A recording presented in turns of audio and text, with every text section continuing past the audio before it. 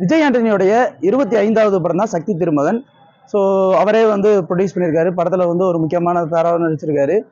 So Vijay Antony எப்படி அவரோட சோசியலோட அந்த கனெக்ட் ஆன விஷயங்கள் எப்படின்னு தெரியும்.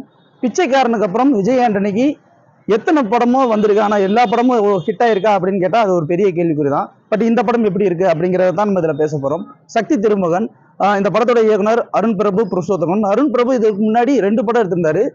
ஒன்று எல்லாருக்குமே தெரிஞ்ச ஒரு படம் அருவி, அது எவ்வளோ பெரிய ஹிட் ஆச்சுங்கிறது தெரியும்.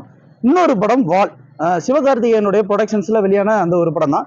வால் எத்தனை பேருக்கு தெரியும் தெரியல, ஆனால் வால் ஒரு நல்ல படம். ஸோ இந்த நம்பிக்கையில தான் நாங்கள் இந்த படத்தை பார்த்தோம். ஏன்னா விஜய் ஆண்டனி படம் மினிமம் கேரண்டி கண்டிப்பாக வந்து படம் ஒரு நல்ல விஷயத்த பேசும் அப்படின்னு, கண்டென்ட் ரிவன் தான் இருக்கும் அப்படின்னு. இன்னொரு பக்கம் அருண் பிரபுவோட இது 2 பேருமே சேர்ந்து நியோ பொலிட்டிக்கல் அப்படிங்கிற ஒரு கான்செப்ட் சொல்லுவாங்க. நியோ பொலிட்டிக்கல் அப்படின்னா பொலிட்டிக்கல் சட்டைங்கிறது என்னன்னா அரசியலை சாடுற மாதிரியான ஒரு விஷயம்.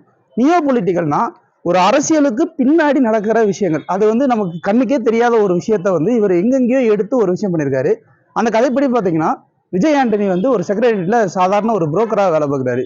அவர் புரோக்கர் அப்படின்னா யாராவது ஒருத்தருக்கு ஏதாவது ஒரு டீல் வேணும், இப்போ ஒரு டிரான்ஸ்ஃபர் வேணும் அப்படின்னா அந்த டிரான்ஸ்ஃபர் பண்ணி கொடுப்பாரு. இப்போ ஒரு பொலிட்டீஷியன்ஸ்க்கு வந்து வேற ஏதாவது ஒரு முக்கியமான விஷயம் நடக்கணும் அப்படின்னா அது பண்ணி கொடுப்பாரு. இந்த மாதிரி சின்ன சின்னதாக புரோக்கர் வேலை பார்க்குறவர், அதுக்கு ஒரு பெர்சன்டேஜ் வாங்கி இது பண்றவர்.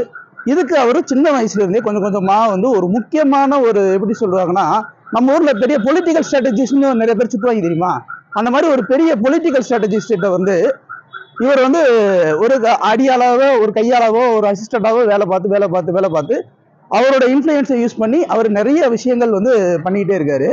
ஒரு கட்டத்துல அந்த பொலிட்டிக்கல் ஸ்ட்ராட்டஜிஸ்டுக்கு தெரிய வருது, இவர் பேரை சொல்லி மற்றவங்க பேரை சொல்லி இவர் தான் எல்லா வேலைகளுமே பார்த்துட்டு இருக்காரு அப்படிங்கிற ஒரு விஷயம்.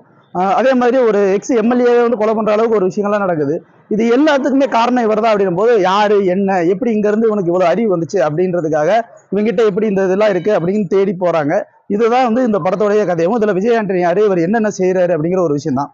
நம்ம நிறைய பேர் ஜென்டில்மேன் படம் பார்த்திருப்போம், இந்தியன் படம் பார்த்திருப்போம். இதெல்லாம் வந்து சங்கரோடைய அல்டிமேட் அப்படின்னு சொல்லக்கூடிய ஒரு படங்கள். ஏன் அந்த படங்கள்லாம் நம்ம அழுத்தி பேசுறோம் அப்படின்னா இந்த படத்துல இருக்கிற அந்த கண்டென்ட், அதை சொல்ல வர விஷயம் தான். அது மாதிரியான ஒரு பவர்ஃபுல் கண்டென்ட் தான் அருண் பிரபு இந்த படத்துல கொடுத்திருக்காரு அப்படின்னே சொல்லலாம்.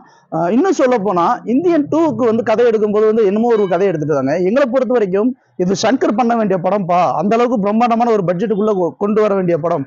அப்படி அந்த அளவுக்கு ஒரு பட்ஜெட், அப்படி ஒரு கண்டென்ட்டை வந்து அருண் பிரபு வந்து ஒரு மீடியம் பட்ஜெட்ல ஒரு அழகான ஒரு கதையா வந்து கொடுத்துருக்காங்க அப்படிங்கிற உண்மையை சொல்லி ஆகணும். அது மட்டும் இல்லாம இந்த படத்துடைய திரைக்கதையை பொறுத்த வரைக்கும் ஃபர்ஸ்ட் ஹாஃப் பார்த்தீங்கன்னா செம்ம கிரிப்பிங்கா இருக்கும். அடுத்து என்ன அப்படின்னு போய்கிட்டே இருக்கும். செகண்ட் ஹாஃப் வந்து கொஞ்சம் ஒரு லேக் அடிக்கும். ஒரு சின்னதா லேக் என்னன்னா கதையை விட்டுட்டு எங்கேயோ போறாரோ அப்படின்னு. ஆனா அதையுமே வந்து சந்திரசேகர் வந்து சில விஷயங்கள் வந்து இந்த பகுத்தறிவு மாதிரி சில விஷயங்கள் புகுத்திட்டு